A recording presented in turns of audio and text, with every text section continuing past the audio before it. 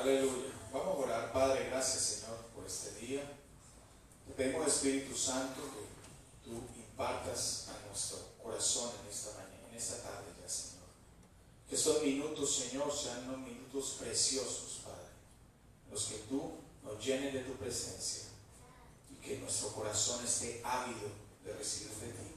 Bendecimos tu palabra en el nombre de Jesús. Amén y amén. Vamos a prepararnos para recibir la palabra de Dios hoy. ¿Cuántos están en expectativa de la palabra en este día? Aleluya.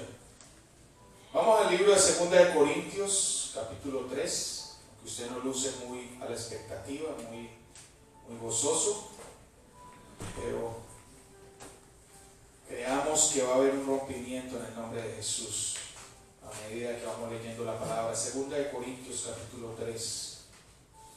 El libro de 2 de Corintios está después de Hechos, Romanos, 1 de Corintios y 2 de Corintios.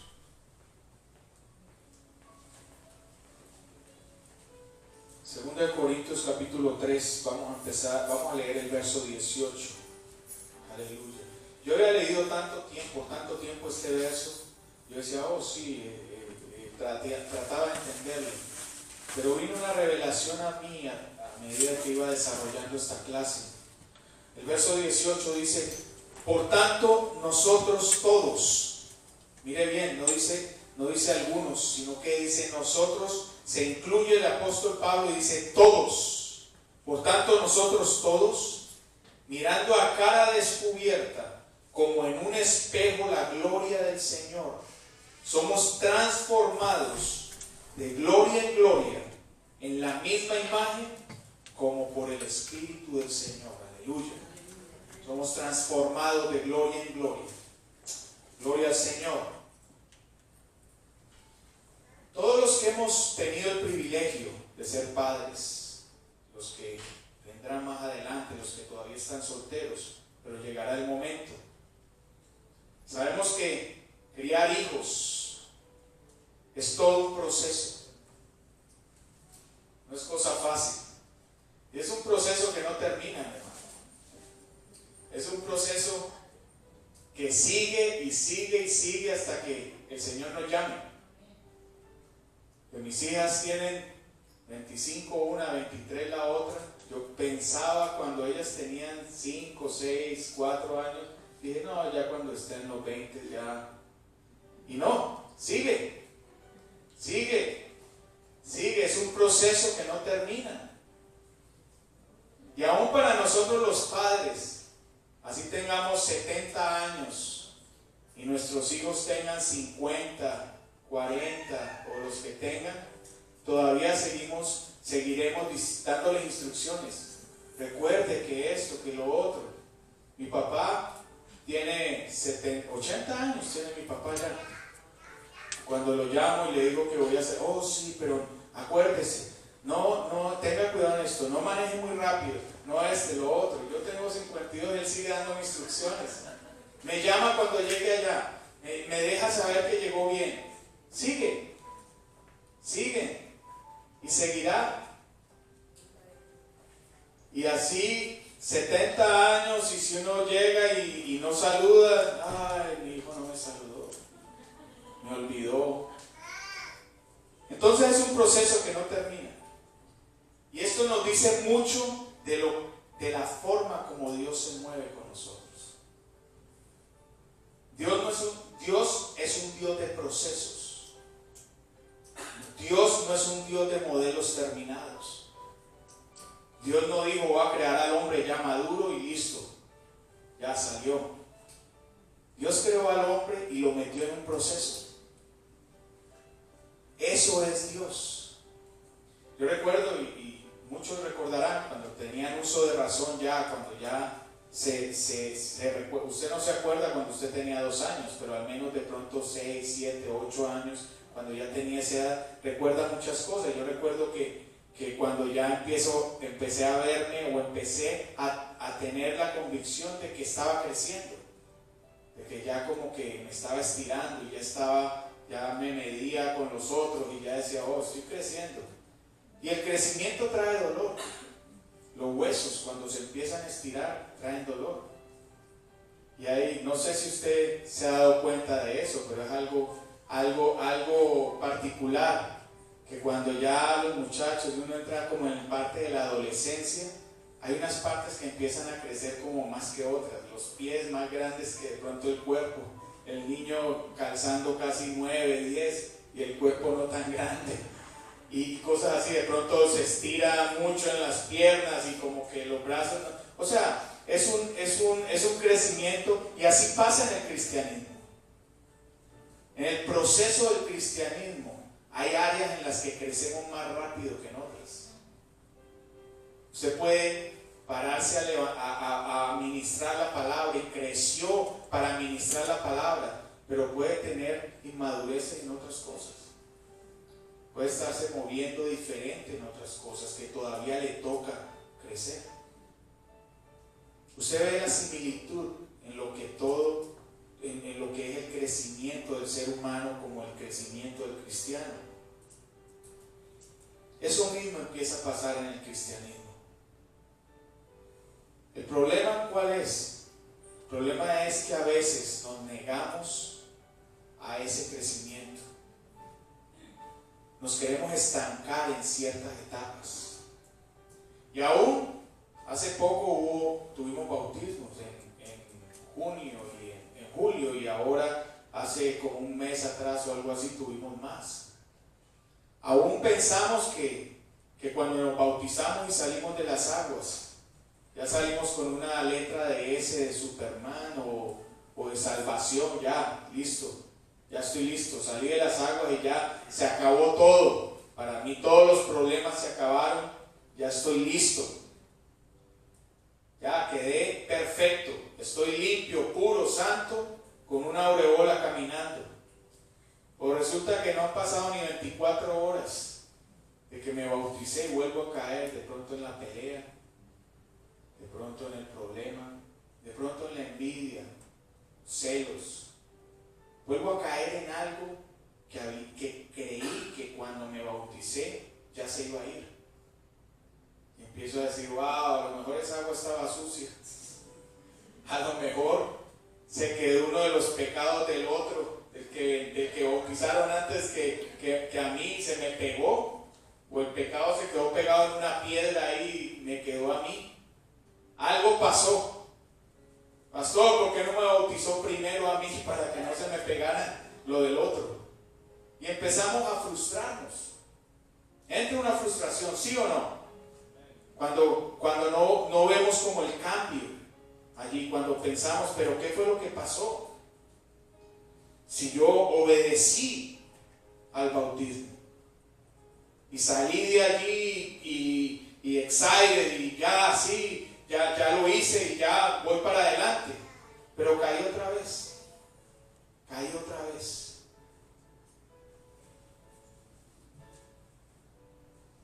Como por ejemplo cuando pensamos ya que hemos hecho cambios para nuestro matrimonio, que ya no vamos a pelear más, ya me bauticé, ya esto y lo otro, ya no hay más peleas. Y resulta que se pueden intensificar las peleas. Se pueden intensificar muchas cosas. Y nos frustramos y ya, ¿usted por qué cree que podemos nosotros, en este caso mi esposa y yo, o en el caso de los hermanos Rodrigo y Olga, aconsejar parejas? No es porque seamos perfectos. Estamos en el proceso todavía del matrimonio. Mi esposa y yo vamos a cumplir 27 años de casados, para la gloria de Dios. Y han sido 27 años, no le voy a decir que fáciles, no porque haya faltado amor, sino que ha sido años de ajustes, en los que ella me ha tenido que aguantar muchas cosas. Mi hermano, no crea que yo soy una perita en dulce, como dicen por allí. He tenido que aguantar mucho, ella ha tenido que someter mucho, y yo he tenido que aprender a someter muchas cosas, a morir, a hacer cambios. Y a veces digo, yo quiero cambiar, yo no quiero ser así, pero vuelvo y caigo después. Pero el problema es no quedarse en esas caídas, sino levantarse y volver, y volver, y volver, e insistir, hasta que se me vuelva costumbre el insistir, no el caer, sino el insistir y el perseverar, y Dios honra eso. Eso es lo que honra a Dios, el perseverar, el no volver a caer en lo mismo. Pero todo eso ha servido de experiencia para que cuando una pareja venga con algo, yo digo, wow, o sea, sí, pasamos por algo así, pero pudimos salir de eso. Y si nosotros pudimos, tú puedes hacerlo. No somos perfectos para poder aconsejar, pero tenemos que estar dispuestos a hacer la obra de Dios. Como también la persona que de pronto se bautizó o se entregó al Señor. Hay personas que dicen, me entregué al Señor y perdí el trabajo. Me entregué al Señor y se me intensificó el problema acá. Pero resulta que son cosas que Dios está llevando para que aprendas a depender de Él y no a depender de tus fuerzas. De que yo lo puedo resolver, sí, yo lo mantenía así, el trabajo, yo lo mantenía. No, es Dios el que te mantiene.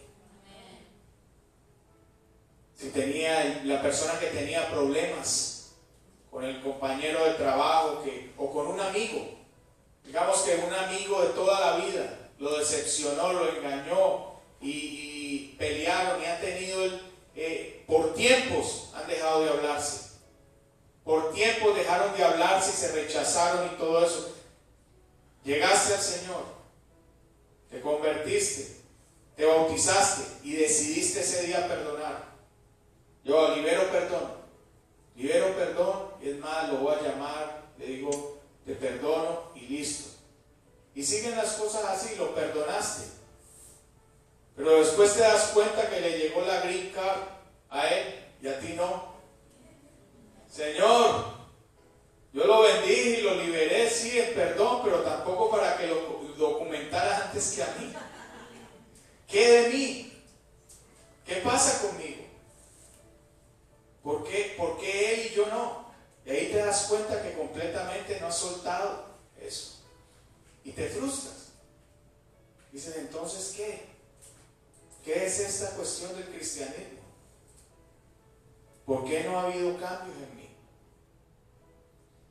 Tú sabes una cosa, la sociedad hoy en día nos lleva a movernos por resultados. Todo es por resultados. 16 días, usted hace esta dieta y a los 16 días ya está 90, 60, 90. Te metes en esa dieta que ya ni que hay que cortar la yarda en la casa porque hasta el pasto de la yarda te lo estás comiendo por vegetales y por todo. Te metes en la dieta día a día y el 16º día a las 12 de la noche vas y te pesas y has subido 5 libras. En vez de bajar has subido 5. Y eso te lleva a frustrarte y aún a comer más y a engordar más todavía.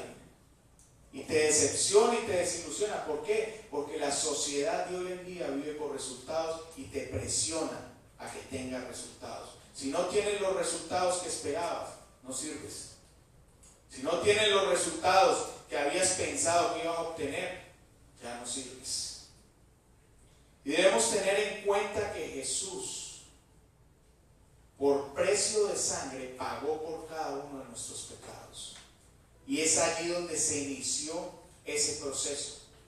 El problema es que nosotros queremos terminar un proceso que no comenzamos. Nosotros no comenzamos este proceso. Jesús lo comenzó cuando murió por nosotros y Él lo va a terminar. Lo dice en su palabra. Lo dice en su palabra. Que Él nos perfeccionará hasta el final de los días. Para que lleguemos a la estatura del varón perfecto. Él, no nosotros. ¿Cuál es la parte de nosotros? Estar dispuestos a que Él lo haga. Y eso es lo duro. ¿Por qué? Volvemos al punto. Nos decepciona cualquier cosa que no hayamos logrado resultados. Señor, yo te prometo que voy a orar más.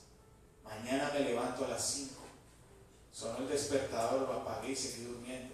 Ese día me levanté y el día me fue mal. No porque Dios quisiera que te fuera mal, sino porque tú te decepcionaste y dijiste, no sirvo ya para esto. Y te quedas estancado en esa parte del crecimiento, en vez de decir, no, si no fue hoy, mañana lo voy a intentar. Y mañana lo apagué otra vez, no, hoy, mañana vuelvo a intentarlo. Pero darte ese ánimo y presentarte y pedirle ayuda al Espíritu Santo. Espíritu Santo, despiértame. Y yo te aseguro, te lo aseguro con tanta convicción, porque eso me pasó a mí y yo lo viví, que después no necesité un despertador para levantarme. El Espíritu Santo me levanta a cierta hora para adorar su nombre. ¿Por qué? Porque hubo una disposición en mí. Pero muchos días, por mucho tiempo, me costó levantarme una hora antes o media hora antes o como fuera del momento que me tenía que levantar para trabajar. Pero lo convertí en algo que fuera parte de mí. Y Él honró eso. No quedarse en las caídas. En el nombre de Jesús.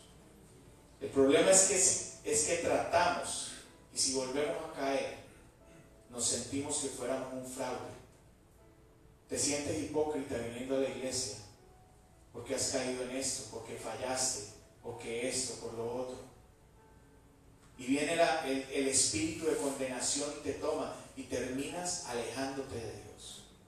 Terminas dejando todo a un lado porque no puedes entender que el cambio tiene que ser inevitable. Es inevitable que haya un cambio, pero toma tiempo.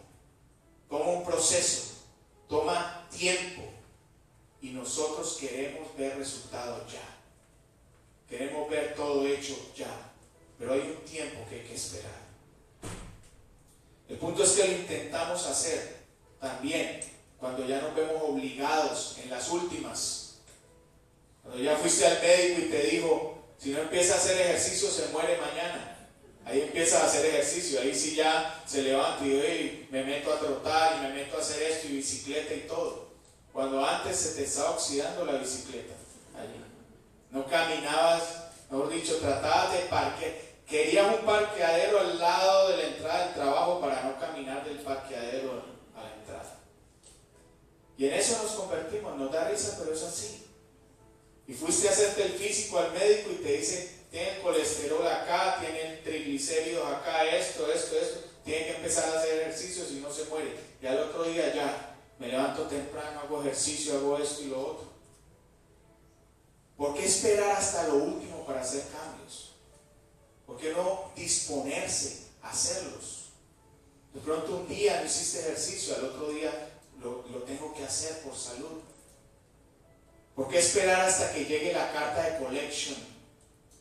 O la carta de que te van a sacar de la casa por falta de pagos, para comenzar a hacer un cambio en tus finanzas. Cuando te llamaron de la tarjeta de crédito, vea, debe 3 meses y ya te vamos a mandar cartas de collection. Cuando te vamos a quitar el carro, ay, no hubiéramos comprado ese carro tan caro, no hubiéramos ido de vacaciones y gastarnos la plata del pago de la casa. ¿Por qué esperar hasta ese momento, hasta lo último para hacer un cambio? ¿Por qué esperar hasta que llegue casi el borde de la muerte para ahí sí decir, Señor, te reconozco a ti? ¿Por qué esperar hasta lo último? Ahora la pregunta, ¿para qué tú y yo queremos cambiar? ¿Para que nos vea la sociedad diferente? Para que nos digan, wow, qué cristiano tan ejemplar. Pero por dentro estamos en otra situación. ¿Para qué queremos cambiar? ¿Para brillar? ¿O realmente porque amamos a Dios? Porque queremos mostrarle a Él nuestro amor en el cambio. Y yo te digo esto, caminar con Dios no es una línea recta. No es una línea que va de A a B y ya allí. Caminar con Dios no es una línea recta. Es algo que va a tener desvíos, va a tener paros, va a tener avance, va a parar otra vez. Porque es un proceso. Es un proceso en el cual nosotros todos estamos y tenemos que entender que estamos siendo procesados. No podemos pretender que de la noche a la mañana ya va a haber todo en nosotros. Que va a haber la revelación, que va a haber la unción, que va a haber el mover de Dios, que va a haber esto y lo otro. Tiene que haber un proceso y no podemos evitarlo. Y la mayoría, si no todos, queremos evitar ese proceso. Queremos saltarnos todo eso. Queremos irnos por atajos. Queremos salir adelante ya y decir, ya, este es mi llamado y para adelante. Yo te digo algo, aunque el cambio no esté en la superficie, aunque no estés viendo el cambio, no significa que no se esté produciendo. No significa que Dios no esté trabajando en cada uno de nosotros. Aunque tú no veas el cambio allí, no significa que Dios no está obrando. Dios comenzó a obrar desde el primer día que tú le dijiste, entra en mi corazón, Señor. Entra en mi corazón. Allí comenzó a obrar Dios. En los jóvenes, en los adultos, ahí comenzó a obrar Dios.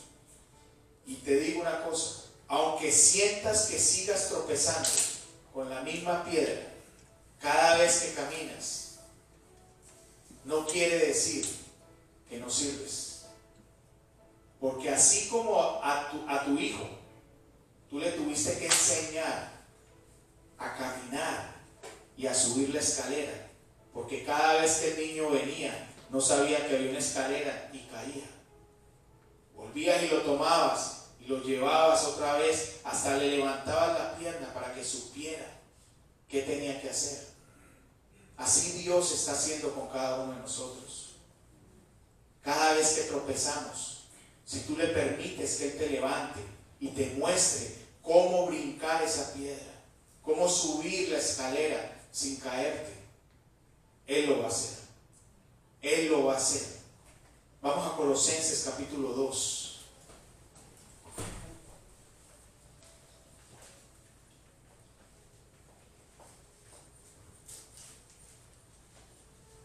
Aleluya.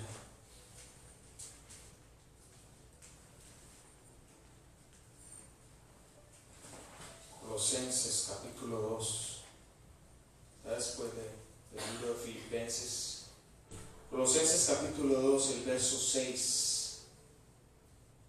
Dice, por tanto, de la manera que habéis recibido al Señor Jesucristo, mire lo que dice, andad en Él, arraigados y sobreedificados en Él, y confirmados en la fe, así como habéis sido enseñados, abundando en acciones de gracias.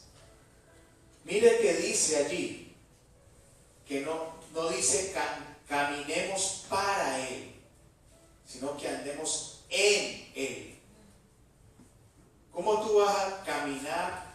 ¿Cómo tú vas a balanzar? ¿Y cómo tú vas a adorar? ¿Y cómo tú vas a ministrar y a predicar para Cristo si primero no has caminado en Él? Y queremos hacer todo para Él. No, es la obra. Servir, sirvo para Cristo. Predico para Cristo. Hago para Cristo, hago esto para Cristo, vivo para Cristo. Pero si tú no comienzas por vivir en Él, nada de eso va a servir. Vivir en Él es diferente de vivir para Él. Porque vivir en Él te va a llevar a vivir para Él, no lo contrario. Lo contrario te va a llevar a simplemente hacer una función, hacer un trabajo más. Pero vivir en Él era lo que hacíamos esta mañana. Enamorarnos de Él, adorarlo a Él por quien es Él, amarlo. Eso es vivir en Él. Decirle, Señor, soy débil en esto, fortalécete en mi debilidad, caigo en esto, ayúdame, no me dan ganas de adorar, ayúdame.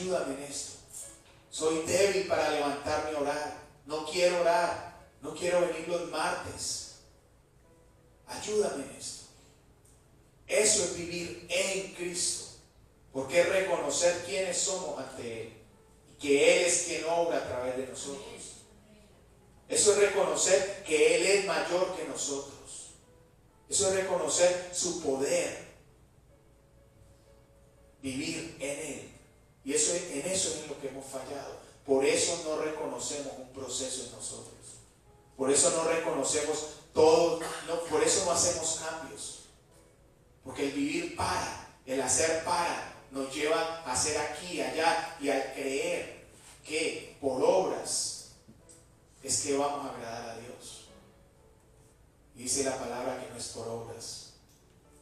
Que no es por obras. Las obras son parte. No estoy diciendo de no hacer nada. Son parte, pero no es todo. No es el punto de eso. El punto de eso es vivir en Él. Entregar todo y reconocerlo en Él. Lo hemos hablado mucho aquí. ¿En quién estamos nosotros? Porque podemos estar en otra cosa y estar haciendo cosas para la obra. Podemos estar en el mundo y estar asistiendo a la iglesia, sirviendo de ujier, predicando la palabra, sirviendo en el sonido, sirviendo en los niños. Y estar en el mundo, no en Cristo. Y eso es lo que hay que aprender a discernir y a reconocer. ¿En quién estoy yo? Porque a través de eso va a manifestar mi servicio. Eso va a manifestar las obras que yo estoy haciendo. ¿En quién estoy yo? Y eso me va a ayudar a cambiar permanentemente y a dejar de caer en lo mismo. Yo te digo algo. Dios no ha perdido el interés en ti. Muchos de los que están aquí pueden haber perdido el interés en Dios. Pero Dios nunca va a perder el interés en ti. Hay muchas personas aquí, todas, tienen un llamado especial de Dios. Unos están llamados a predicar, unos están llamados a servir de una forma u otra. Otros están llamados a traer a la tierra sueños de Dios. Sueños de negocios a través de los cuales vas a bendecir la obra. Sueños de negocios, como vas a traer a bendecir tu familia. Pero cada uno tenemos un llamado especial de Dios. Yo quiero darte 3 puntos rápidamente de cómo funciona ese llamado de Dios para que tú entiendas el proceso por el cual estás pasando. Y el primer punto es que Dios no hace un llamado parcial. Dios no llama a una persona a medias. Dios no hace un llamado a la mitad. Cuando Dios posee algo, lo posee completamente. Dios no te compró a ti a medias. No compró el 50% de José, no compró el 50% de Yasmín. Él compró el 100% de cada uno. Fue completo. Dios no usa a una persona por un tiempo y cuando falla la desecha. Dios persiste en eso. Dios se ha empecinado contigo y conmigo. Que hasta que no saque lo que Él sabe que tú tienes, no va a parar. Hace miles de años atrás, Dios dijo: Israel será mi pueblo y yo soy su Dios. Y el que maldiga a Israel, yo lo maldeciré. Y el que bendiga a Israel, yo lo bendeciré. Y a pesar de todo lo que ha hecho Israel, y hasta el día de hoy, Israel sigue siendo el pueblo de Dios. Lo sigue guardando, lo sigue prosperando, lo sigue bendiciendo. O si no, dígame, no hubo un presidente que maldijo a Israel y tiempo después murió de cáncer. Que era presidente de Venezuela, Hugo Chávez. Lo maldijo públicamente y murió después. Ahí se cumplió lo que Dios dice es. Entonces, Dios nos llama parcialmente. Dios dijo: este es mi pueblo, y hasta el día de hoy sigue siendo.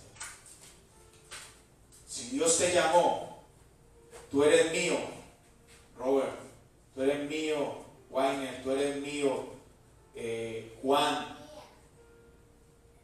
tú eres mía, Mili, tú eres mía, Gloria, es porque tú eres de Él, 100%, hasta el día de hoy, sigues siendo de Él.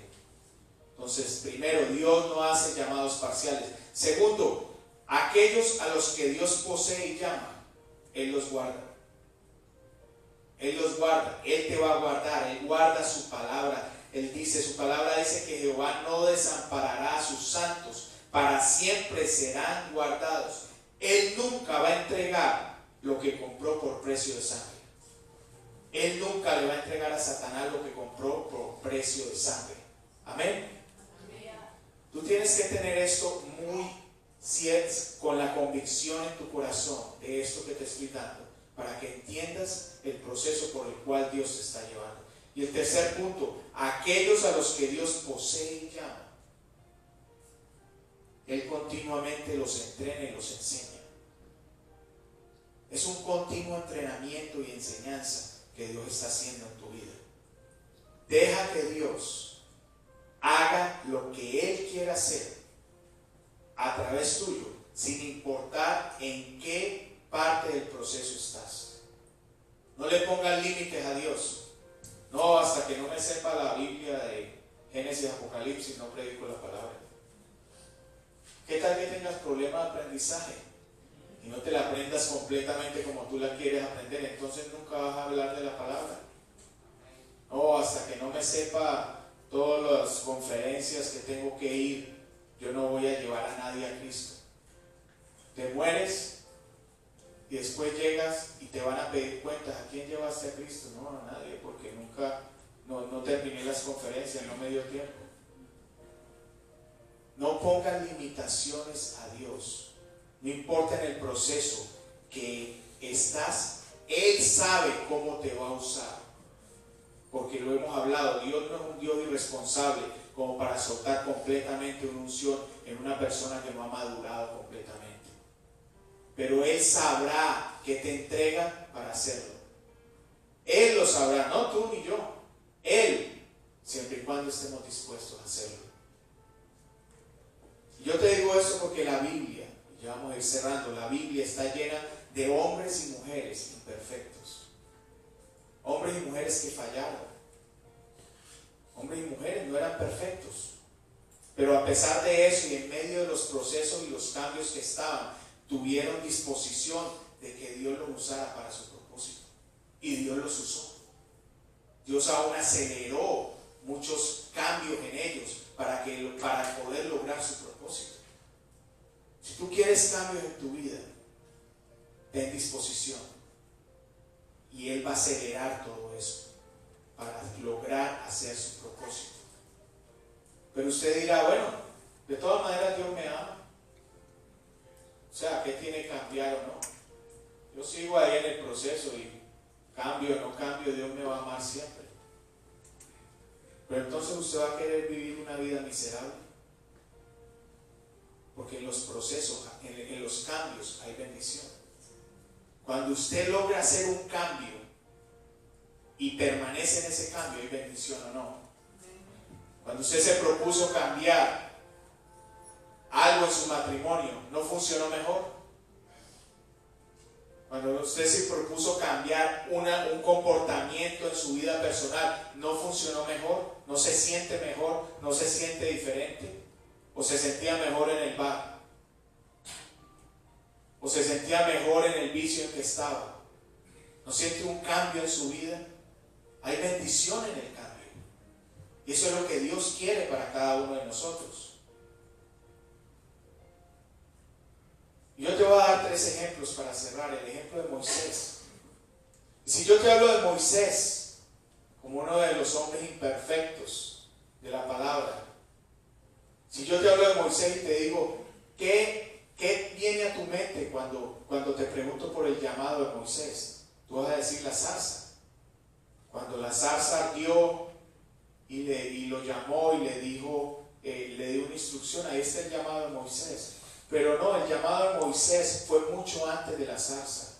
El llamado de Moisés vino cuando él supo que por sus venas corría sangre judía. Cuando él vio que este egipcio, siendo él criado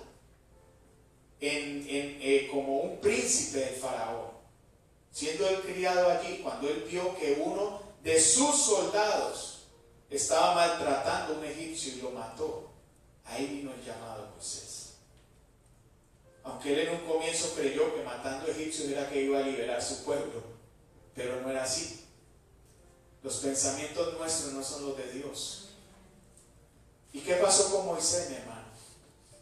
Después de eso fueron 40 años cuidando ovejas hasta que viniera lo de la zarza. ¿Usted se imagina todo lo que pasó por la mente de Moisés? Decir, ¿para qué fui criado como príncipe? Para esto. 40 años él esperó. Él se preguntaba, a lo mejor Dios se olvidó de mí. Ya, eso fue lo que pasó y esta es mi vida. Hasta que vino el llamado de él completo en la zarza.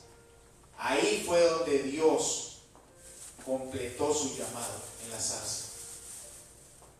Y hay unos que han esperado nada más una semana y ya están que no dan más. Pero Señor, ¿cuándo? ¿Cuándo va a ser mi llamado completo? ¿Cuándo? Me bauticé ya y necesito ya. Cuando tiene que haber un proceso, el proceso que pasó Moisés tuvo que llegar para poder llegar al momento de la zarza y llegar al momento de presentarse ante el faraón y ser transformado para sacar cuántos millones de personas de una esclavitud. Tenía que pasar por todo esto. Pero era imperfecto, sí era imperfecto. ¿Le reclamó a Dios? Por seguridad le reclamó, seguro que sí. Pero Dios perseveró en él. El otro ejemplo de David, y lo hemos hablado aquí. Usted dirá que lo suyo no fue lo de Moisés, esperar tanto tiempo, pero fue peor, porque usted cayó. A lo mejor cayó en adulterio, a lo mejor cayó en fornicación, a lo mejor cayó en mentira, en pornografía, ha caído en cualquiera de esos pecados. Y siente que ya hasta aquí llegó todo. Pero David tuvo una lucha, una batalla feroz contra la lujuria y el sexo. Y la perdió. La perdió. Terminó acostándose con una persona que era casada y aún mandando a matar al esposo. Fue pecado tras pecado.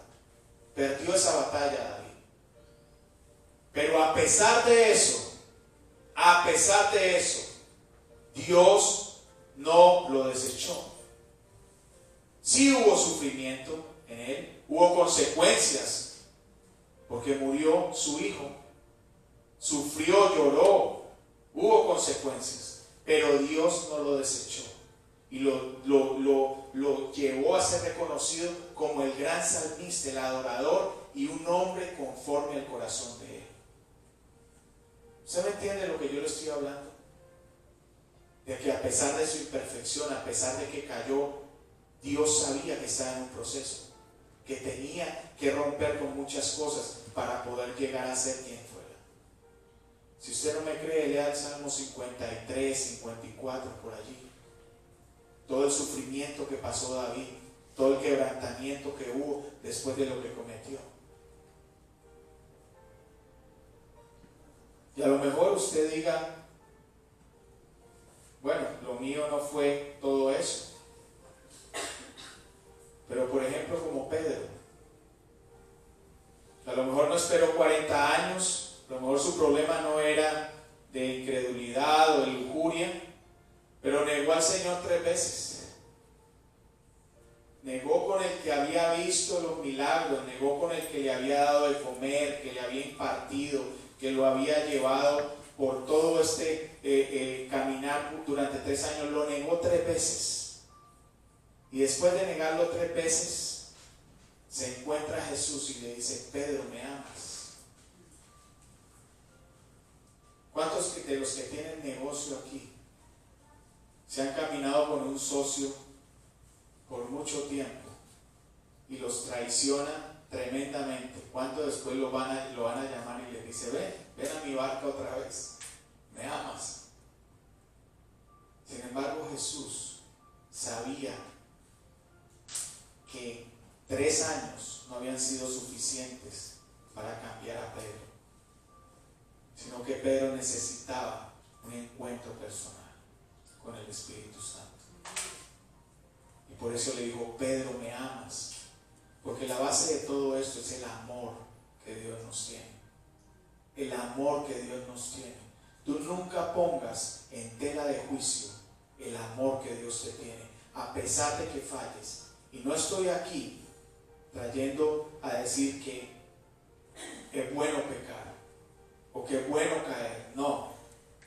Pero no puede haber condenación en esto para poder ser levantado por el amor de Cristo. No pongas en tela de juicio el amor de Cristo por ti. Porque cuando Pedro reconoció eso, se pudo levantar, ser lleno del Espíritu Santo y traer una palabra sencilla pero poderosa para que se convirtieran 3,000 personas.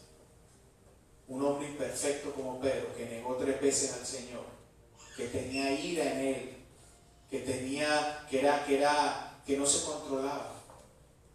Dios lo usó. Un hombre como David, que falló, tremendamente falló, Dios lo usó. Un hombre como Moisés, que también falló y que era imperfecto, era tartamudo, Dios lo usó. ¿Cuánto más no te va a usar a ti y a mí?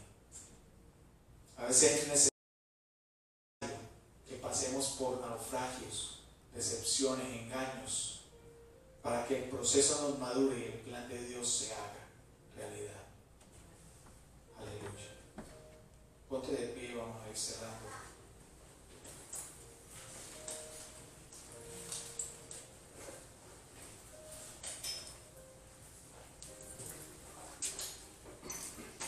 Quiero cerrar con el Salmo 89, lo voy a leer.